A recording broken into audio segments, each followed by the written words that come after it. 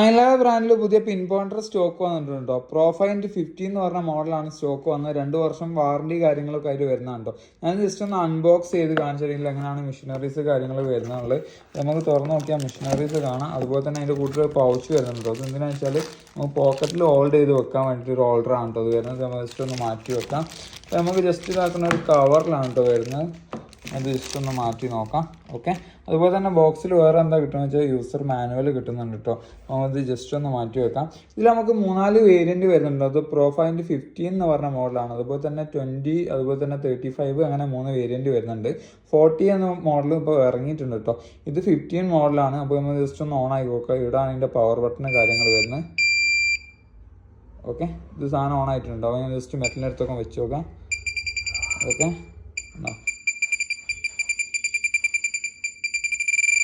Okay, ഇതിൽ gold ആണല്ലോ. ഞാൻ ജസ്റ്റ് കാണിച്ചു കേട്ടോ.